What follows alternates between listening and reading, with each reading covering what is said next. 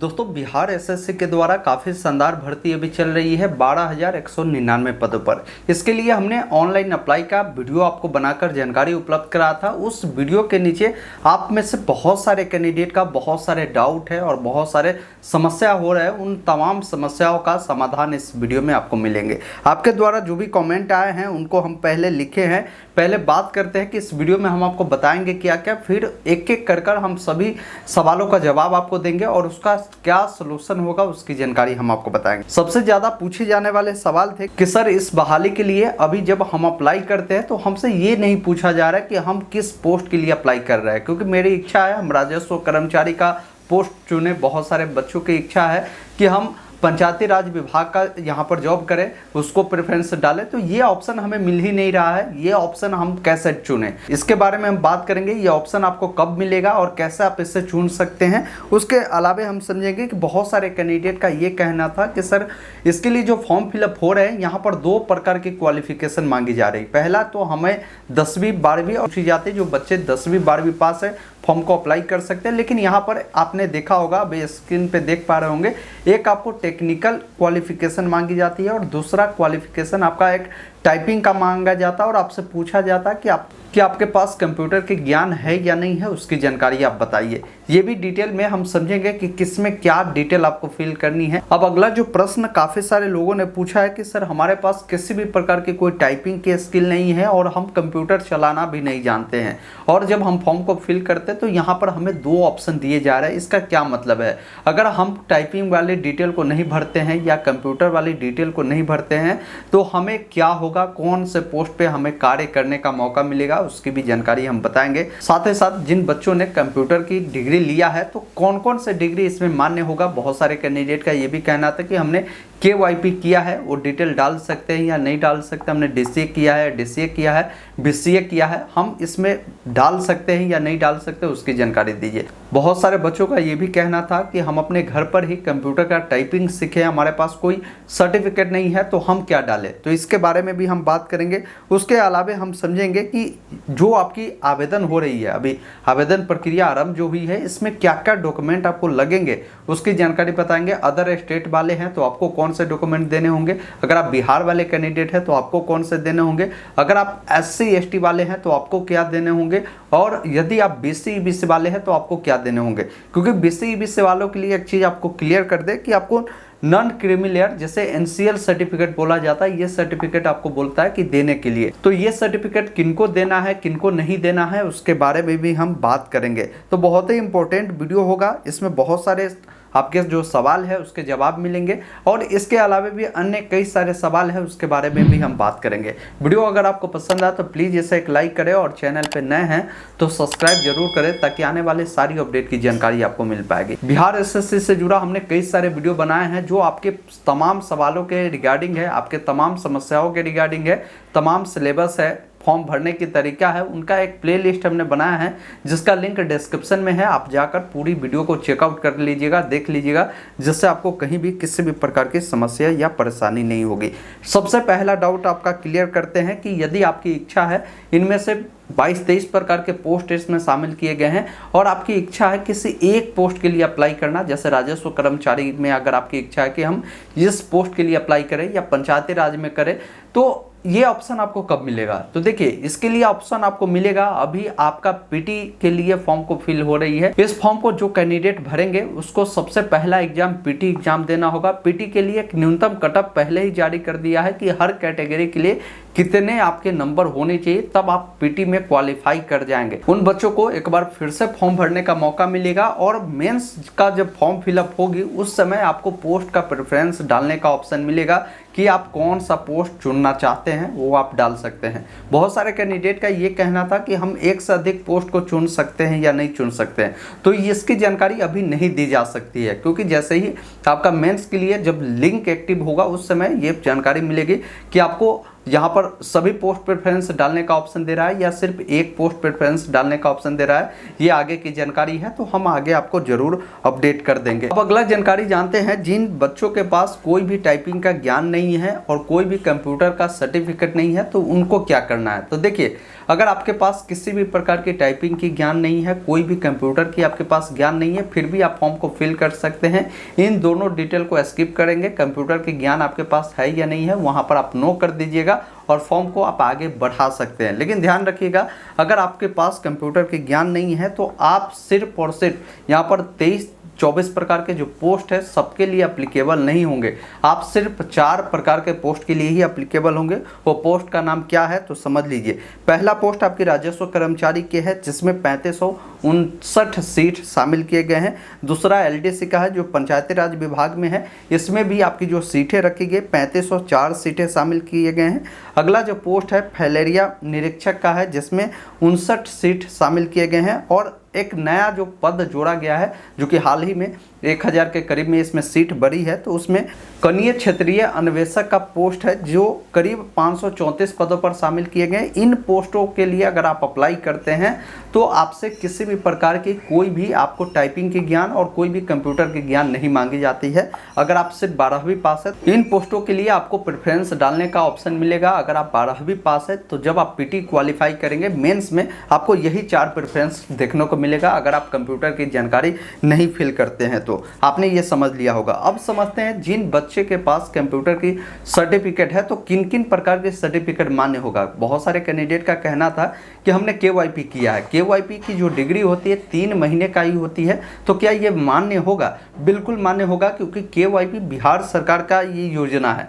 ऐसा नहीं कि कोई प्राइवेट योजना है कि आप कहीं से कर लीजिए, ये बिहार सरकार का है। और इसमें जो कंप्यूटर चलाने की पूरी ज्ञान आपसे मांगी जाती है वो पूरी ज्ञान भी दी जाती है। सिर्फ आप यहाँ पर बता सकते हैं कंप्यूटर हम जानते हैं, और जो सर्टिफिकेट में आप केवाईपी की डिटेल आप फिल कर सकते हैं, सर्टिफिकेट नंबर आप दे सकते हैं, ये बिल्कुल मान्य होगा। अब बहुत सारे बच्चों का ये कहना था कि हमने टाइपिंग खुद से सीखा है, हमारे पास किसी भी प्रकार की कोई सर्टिफिकेट नहीं है, तो हम क्या करें, हम क्या यहाँ पर डालें और इंस्टीट्यूट का नाम क्या डालें।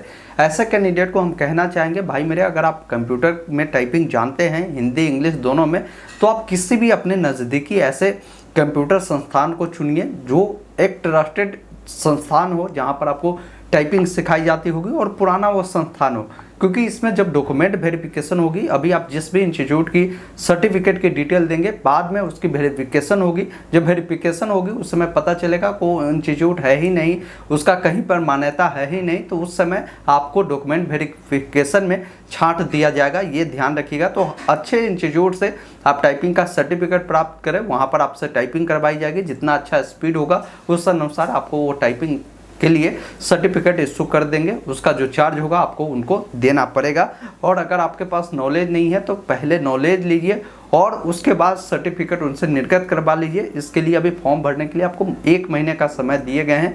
1 महीना में आप अच्छी खासी टाइपिंग कर सकते हैं, कंप्यूटर की ज्ञान अच्छी खासी ले सकते हैं और इस सर्टिफिकेट को आप लगा सकते हैं। क्या ये लगाना जरूरी है? तो बिल्कुल भी ऐसा नहीं है कि सर्टिफिकेट देना जरूरी है या टाइपिंग देना जरूरी है। लेकिन ये दोनों अगर आप नहीं देते हैं, टाइपिंग या आप कंप्यूटर की ज्ञान नहीं देते, तो आप देख रहे हैं ना कि 24-25 प्रकार की इसमें पोस्ट है। आपको मौका क्या मिल रहा है? सिर्फ 4 पोस्ट के लिए ही अप्लाई करने का। तो ये जरूर सीख लीजिए, आपके पास समय है और सीख कर आप इस फॉर्म को अप्लाई करिए। ये मेरा मानना है और मेरा सजेशन रहेगा आपके लिए। बाकी आपकी मर्जी है, आप जो चाहे वो कर सकते हैं। अब समझते हैं कि इसके लिए फॉर्म भरने के लिए डॉक्यूमेंट क्या लगता है। तो देखिए, यहाँ पर 2 प्रकार के कैंडिडेट हो सकते हैं। पहला कैंडिडेट अदर स्टेट वाले होंगे, दूसरा कैंडिडेट बिहार वाले होंगे।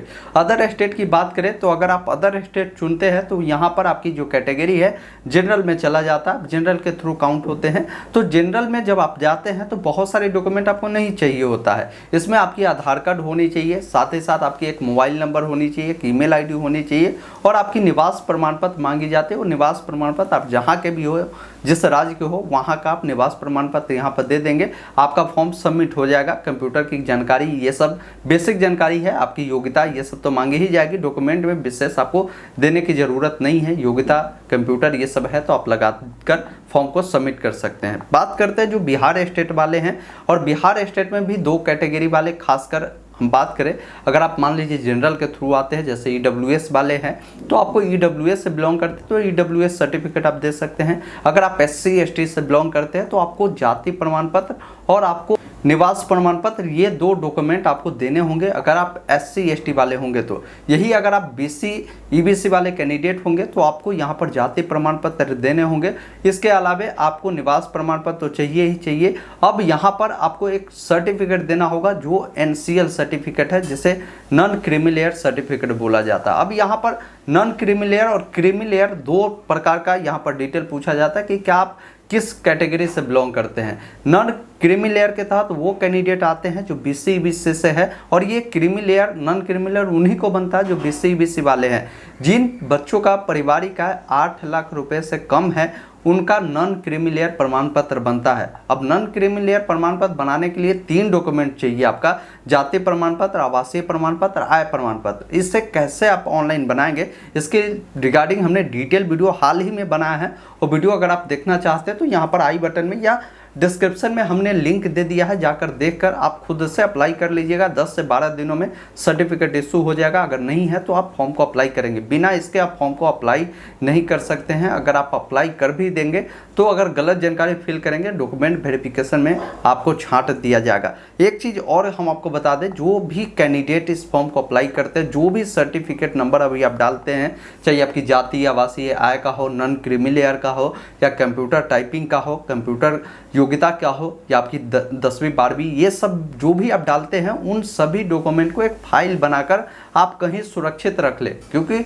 जब डॉक्यूमेंट वेरिफिकेशन होगा, जिस अनुसार अभी आप डिटेल दे रहे हैं उसी अनुसार आपकी डॉक्यूमेंट वेरिफिकेशन होगी और उससे मिलान किया जाएगा। अगर एक अंक भी अगर आप गलत डाल देते हैं तो फिर आपकी डॉक्यूमेंट वेरिफिकेशन में परेशानी आपके साथ हो जाएगा। इस चीज़ को ध्यान रखिएगा। तो डॉक्यूमेंट के रिगार्डिंग आपकी सारी डाउट कन्फ्यूजन दूर हो चुकी होगी। अब यहाँ पर एक बात समझना आपके लिए ज़रूरी है कि महिला जो विवाहित है उनको किस प्रकार डॉक्यूमेंट देना है। देखिए, जो विवाहित महिला है वो अपना जाति प्रमाण पत्र या अपना creamy layer, non creamy layer प्रमाण पत्र अगर आप बनवाते हैं तो वैसे स्थिति में वो प्रमाण पत्र आपके पति के नाम से नहीं होनी चाहिए और आपके पति के एड्रेस पर नहीं होनी चाहिए। ये प्रमाण पत्र आपके पिता के नाम से और पिता के एड्रेस पर होनी चाहिए। मतलब अप्लाई करेंगे तो उसमें आप पिता का नाम ही डालेंगे, पति का नाम आप छोड़ ही दीजिएगा, वो बेटर आपके लिए होगा। और पिता का ही एड्रेस से बनानी है। जैसा अगर शादी आपकी मान लीजिए आपका पटना में हुआ लेकिन आप रहने वाले सीतामढ़ी का है, तो आपको अप्लाई जो करना है सीतामढ़ी से करना है, क्योंकि आपके पिताजी का एड्रेस सीतामढ़ी का है। तो सीतामढ़ी से अप्लाई करिएगा, क्योंकि आपकी जो जांच प्रक्रिया होगी, बनाने की प्रक्रिया होगी, वेरिफिकेशन होगी, ये सब आपके पिता के एड्रेस से ही मेंशन किया जाता है। जाति हमेशा किसी भी महिला का या किसी भी पुरुष का उनके पिता से इंडिकेट किया जाता है, इसका आप ध्यान रखिएगा। अगला जो प्रश्न है, ये बहुत बड़ी मिस्टेक स्टूडेंट करते हैं फॉर्म को भरने में। यहाँ पर फोटो और सिग्नेचर के बारे में समझना बेहद ज़रूरी है कि फ़ोटो सिग्नेचर किस प्रकार देना है। फ़ोटो आपकी 1 महीने से अधिक पुरानी नहीं होनी चाहिए। फ़ोटो का जो बैकग्राउंड होगा आपका या तो वाइट में होनी चाहिए या लाइट कलर में, ये आपकी जो बैकग्राउंड है चलेगा। जब आप लाइव फोटो को कैप्चर करते हैं उस समय भी ध्यान रखिएगा, एक कलर का बैकग्राउंड पीछे होनी चाहिए। ये नहीं कि आप देख रहे हैं पीछे कई कलर का बैकग्राउंड है, ऐसे में अगर आप अपलोड करेंगे तो ये आपको कहीं ना कहीं परेशानी करेगा, रिजेक्ट होगा। ये मैं श्योर नहीं हूँ लेकिन परेशानी आपको करेगा। हमेशा आपको यही वाइट बैकग्राउंड या कोई भी लाइट बैकग्राउंड पे आप फोटो लाइव खींचे या पासपोर्ट साइज भी अपलोड करते हैं तो उससे आप डालें। देखिए, इसके रिगार्डिंग डिटेल वीडियो बनाया है, फोटो सिग्नेचर का क्या गाइडलाइन है। वीडियो देखना चाहते हैं डिस्क्रिप्शन में जो प्लेलिस्ट दिए गए हैं उसमें आपको ये वीडियो मिल जाएगा, जिससे आप देख सकते हैं। अब एक और प्रश्न है जो काफ़ी सारे स्टूडेंट द्वारा पूछे गए कि जाति, आवासीय और जो नॉन क्रिमिनल प्रमाण पत्र लगती है इसकी वैधता कितने दिन की होनी चाहिए। देखिए, हालांकि नोटिफिकेशन में कोई इसकी क्लियर जानकारी नहीं दिया गया है, लेकिन कोशिश करें जाति चाहिए आपकी जो निवास है या आपके जो नॉन क्रिमिनल है, आप 1 साल से अधिक पुराना नहीं दीजिएगा, क्योंकि 1 साल से अधिक पुराना देंगे हो सकता है आगे आपको कोई परेशानी हो जाए तो फिर आपको दिक्कत हो सकता है। ये जो भी प्रमाण पत्र है आपके 10 से 15 दिन में बन जाता है। अगर आप थोड़ा सा एक्टिव है, थोड़ा सा आपकी जान पहचान है, तो आप 1 से 2 दिनों में भी इससे आप ब्लॉक स्तर से बना सकते हैं। और ये सभी डॉक्यूमेंट आपके ब्लॉक स्तर वाला ही लग रहा है, आप काहे परेशानी होंगे SDO DM लेवल पर क्यों बनाना।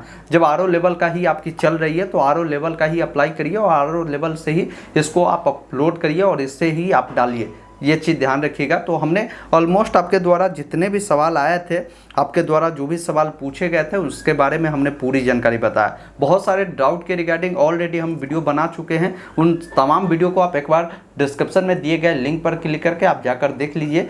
सारा डाउट और कन्फ्यूजन आपको दूर हो पाएगा। अगर आप चाहते हैं इसके लिए सिलेबस के बारे में समझना, जो आपकी पीटी होगी उसमें क्या कटअप होने वाली है उसकी जानकारी समझना, वीडियो आपको यहाँ पर मिलेगा, जैसे देखिएगा। और अभी तक आपने फॉर्म को फिल नहीं किया है, इस वीडियो को देखकर फॉर्म को फिल करिएगा, कहीं भी कोई समस्या या कोई मिस्टेक उत्पन्न नहीं होगी। वीडियो अगर आपको पसंद आया हो तो प्लीज़ इसे एक लाइक करें और चैनल पर नए हैं तो सब्सक्राइब करें।